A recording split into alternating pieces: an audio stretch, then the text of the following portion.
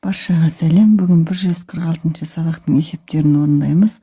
Сабақтың тақырыбы 2-3 амалмен орындалатын есептер шығару.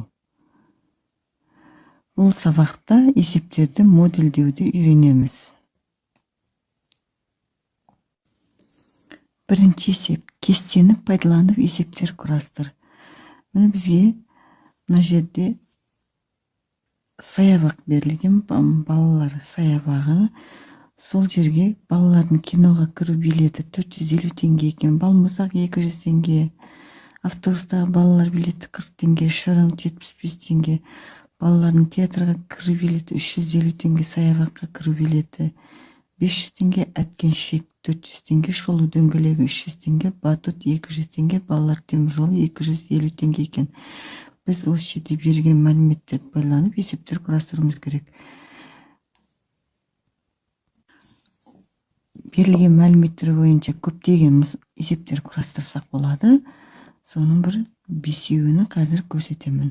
Мына жерде кино билеті 450 теңге, театр билеті 350 теңге. Екеуі қанша теңге? Ол үшін 450-ге 350-ді қосамыз, 800 болады. Барлығы 800 теңге. Екіншісі балмұздақ 200 теңге, шырын 75 теңге. Балмұздақ шырыннан неше теңге қымбат? 200-ден 75 тазайтамыз, 125 теңге болады. Жауабы балмұздақ 125 теңге қымбат.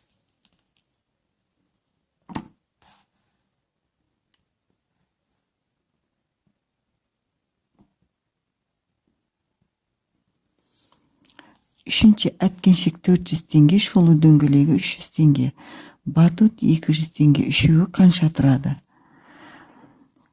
400-ге 300-ді және 200-ді қосамыз, 900 теңге болады. Жауабы үшеуіне 900 теңге төленді. Төртінші батут 200 теңге, балалар темір жолы 250 теңге. Батут балалар темір жолынан қанша теңге арзан? Ол шешуі 250-ден 200 аламыз, 50 теңге қалады. Жауабы батут 50 теңге арзан.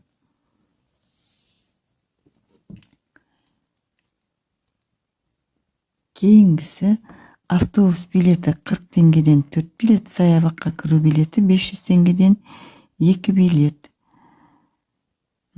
Саябаққа кіру билеті автобус билетінен қанша теңге артық?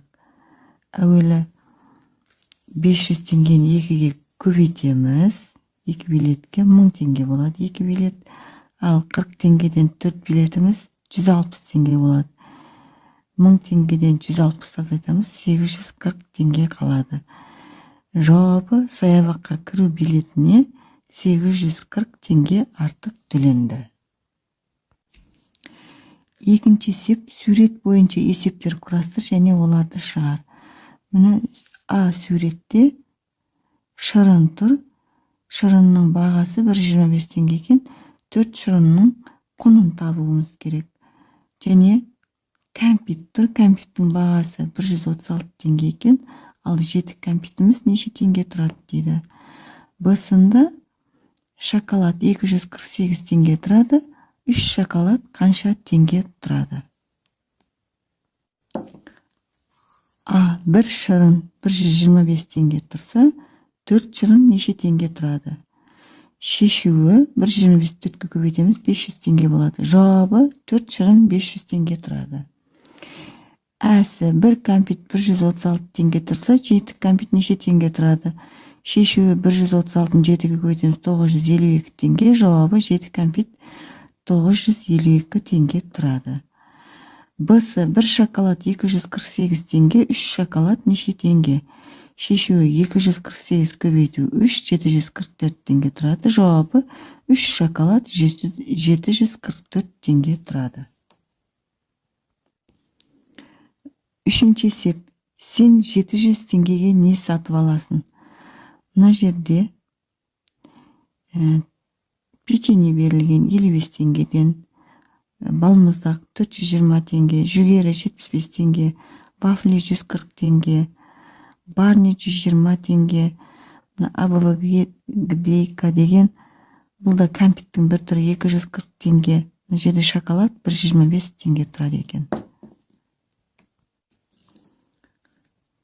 Біз 700 теңгеге вафли 140 теңге тұрады.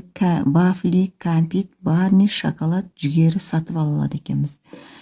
Бұлардың бағасын қосатын болсақ, 140 теңгеге 240 теңгені қоссақ 380 теңге.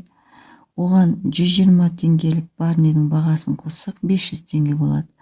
Және 125 теңге мен 75 теңгені қоссақ 200 теңге болады. 500-ге 200 қоссақ 700 теңге. Жауабы: мен 700 теңгеге бір данадан вафли, кәмпит, барни, шоколад, жүгері сатып аламын. Төртінші есеп. Есептерді шығар. А. Саябақта 436 адам қыдырып жүр. 125 демалушы ер адам. Әйелдер олардан 2 есе артық, ал қалғаны балалар. Саябақта барлығы неше бала қыдырып жүр? Есептің берілген қысқаша жазып алдық. Ер адам 125, әйелдер одан 2 есе артық. Балалар қанша екені белгісіз, бірақ барлығы 436 адам. Шешуі: 125-ті 2-ге көбейтеміз, 250 болады. Бұл әйелдердің саны. Екінші жолы 436-дан 125 пенен 250-дің қосындысын азайтамыз. Яғни ерлер мен әйелдерді қосып азайтамыз. Қоссақ 375 болады, азайтсақ 61 қалады. Бұл балалардың саны. Демек, жауабы: саябақта барлығы 61 бала қыдырып жүр. Төртінші есептің әсі. Саябақта демалып жүрген балалардың 46-сы балалар қалашығында. Ал одан 4 есе көп бала әртүрлі аттракциондарда ойнап жүр. Аттракционда неше бала ойнап жүр? Есептің қысқаша берілуін жазып алдық. Қалашықта 46 бала болса, аттракционда одан 4 есе көп екен. Шешуі: 46-ны 4-ге көбейтсек 184 бала болады. Бұл аттракционда ойнап жүрген балалардың саны. Демек, жауабы: аттракционда 184 бала ойнап жүр. Бесінші есеп. Кесте бойынша есептер құрастыр және оларды шығар. Мына жерде екі түрлі балмұздақ көрсетілген. Олардың біреуінің бағасы 200 теңге, екіншісі 250 теңге. Саны 3 дана және 2 дана екен. Құны белгісіз. Екеуі қанша тұратыны да белгісіз. Соны есептеп табуымыз керек. Бұған біз мынадай есеп құрастырдық. Айзере 200 теңгелік балмұздақтан 3 дана, 250 теңгелік балмұздақтан 2 дана сатып алды. Айзере барлығына қанша теңге төледі? Шешуі: 200-ді 3-ге көбейтіп, оған 250-ді 2-ге көбейткенге қосамыз. Демек, 600-ге 500-ді қосуымыз керек. 1100 теңге болады. Бұл барлық балмұздаққа төленген ақша. Демек, жауабы: Айзере барлығына 1100 теңге төледі. Алтыншы есеп. Қысқаша жазылуы бойынша есептер құрастырып, оларды шығар. 3 автобуста 25 баладан, 5 автобуста 38 баладан барлығы неше бала? Мынадай есеп құрастырдық. Демалыс күні 25 баладан 3 автобус, 38 баладан 5 автобуста саяхатқа шықты. Саяхатқа барлығы неше бала шықты? Шешуі: 3 автобуста қанша бала бар екенін табу үшін 25-ті 3-ге көбейтеміз. Ал 5 автобуста қанша бала бар екенін білу үшін 38-ге көбейтеміз. Екеуін қосамыз. 25-ті 3-ге көбейтсек 75, 38 5-ге көбейтсек 190, екеуін қосатын болсақ 265. Демек, жауабы: саяхатқа барлығы 265 бала шыққан.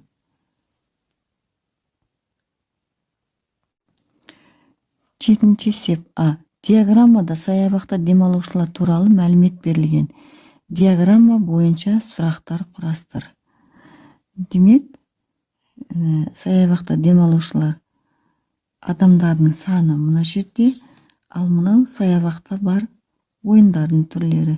Аквапаркке қанша адам кіргені бар мына жерде. Және күлкі бөлмесі, аттракцион, кинотеатр, қайықпен серуендеу, саябақта серуендеу. Ең азы күлкі бөлмесіне кірген екен адамдар, және ең көбі аквапаркке кірген екен. осы 7-ші есептің әсінде диаграмма бойынша есептер құрастырып, оларды шығар деген. Берген мәліметтер бойынша сұрақтар құрастырдық. Күніне кинотеатрға неше адам барады дедік, 60 адам барады екен.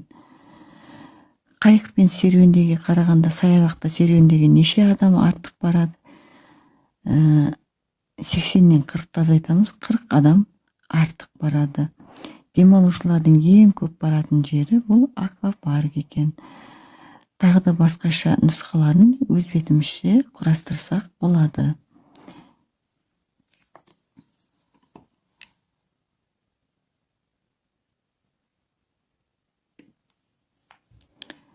Әсінде өз бетімізше есеп құрастыруымыз керек еді. Осы берілген мәлімет бойынша, демек, күлкі бөлмесінде 20 адам барыпты, аттракционда 120 адам барған.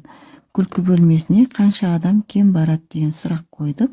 Шешуі 120-дан 20-ны азайтамыз, 100 адам болады.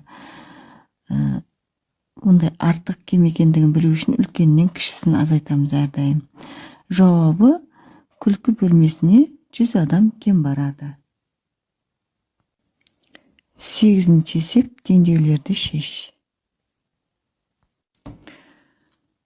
Бірінші теңдеу x бөлу 5 тең 600 бөлу 6. Бұл теңдеуді қарапайым түрге келтіріп аламыз. Ол үшін 600-ді 6-ға бөліп жазамыз. X бөлу 5 тең 100 болады.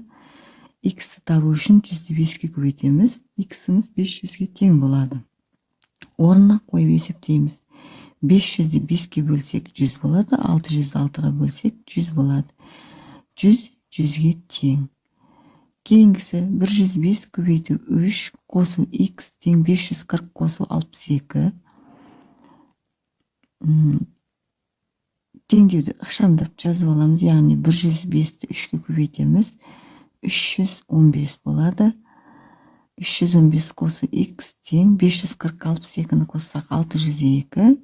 Қарапайым теңдеу түріне келді. Енді x-ті табамыз. X табу үшін 602-ден 315-ті азайтамыз. 287-ге тең болады. Орнына қойып есептейміз. 105-ті 3-ке көбейтсек 315. Оған 287-ні қоссақ 602.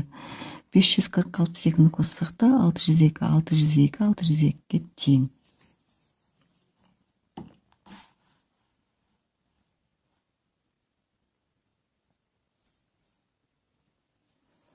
Кейінгісі y азайту 98 тең 325 қосу 420. Y азайту 98 деп теңдеудің оң жағындағыларды қосып аламыз. 325-ке 420-ны қоссақ 745 болады. Y табу үшін 745-ке 98 қосамыз, 843 болады. Орнына қойып есептейміз. 843-тен 98 азайтсақ 745. 325-ке 420-ны қоссақ та 745. Кейінгісі 650-ден y-ті азайтамыз. Тең 65 көбейту 2. 65-ті 2-ке көбейтіп жазамыз оң жағына. 650 азайту y тең 130. Y-ті табу үшін 650-ден 130-ті азайтамыз. Y-іміз 520-ға тең болады. Орнына қойып есептейміз. 650-ден 520-ны азайтсақ 130. 65-ті 2-ке көбейтсек те 130. 130-130-ға тең. 9-ші есеп, тотықұс пен торғайдың массасын анықта. Мына жерде таразыда 3 тотықұс тұр және 1 торғай тұр. Ал таразының екінші бетінде 200 грамм, 100 грамм және 50 грамм тұр. Бұл таразы тең болып тұр. Енді торғай мен тотықұстың массасын анықтауымыз керек. Мына екінші жағында 200 грамм тұр. Және 2 тотықұс тұр. Бұлар да тең болып тұр. Демек, 200 грамм болатын болса, 2 тотықұсымыз әрқайсысы 100 грамм деген сөз. Демек, 2 тотықұс 200 грамм болса, 1 тотықұс 100 грамм, ал 3 тотықұс 300 грамм болады. Ендеше, таразының мына жағындағысын 3 тотықұсымыз қосу 1 торғайымыз 350 грамм болса, 3 тотықұсымыз 300 граммға тең жаздық. Қосу 1 торғай тең 350. Кәдімгі теңдеу түріне келді. Енді 1 торғайды табатын болсақ, 350-ден 300-ді азайтамыз. бір торғайымыз 50 граммға тең. Демек, жауабы бір тоты құс 100 грамм, бір торғай 50 грамм. 10-чы сеп. Марат, Айнур, Гүлжан, Нурлан және Бекжан саябақта балмұздақ алудыға кезекте тұр. Гүлжан мен Бекжан қатар тұрған жоқ.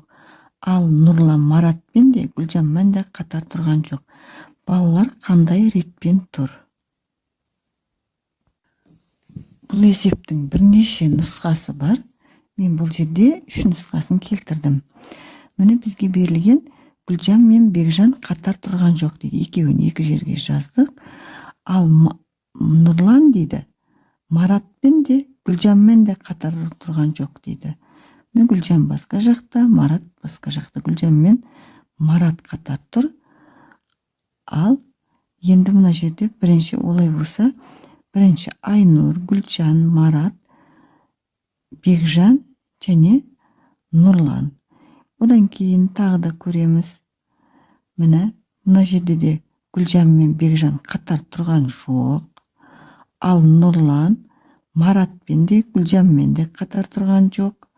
Демек, міне Гүлжан, Айнур, Нұрлан, Бекжан, Марат. Бұл екінші нұсқа. Одан кейін мына жерде де міне Марат Бекжанмен қатар тұр. Бірақ Маратпен де Гүлжанмен де қатар тұрған жоқ. Нұрлан да сондай. Ал Гүлжан мен Бекжан да қатар тұрған жоқ.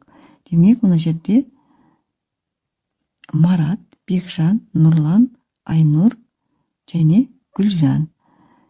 Тағы да басқа нұсқалары бар. Оларды өз беттеріңізше есептесеңіздер болады. Осымен бүгінгі 146 сабақтың барлық есептері орындалды. Каналға тіркеліп, лайк басуды ұмытпаңыздар. Сау болыңыздар.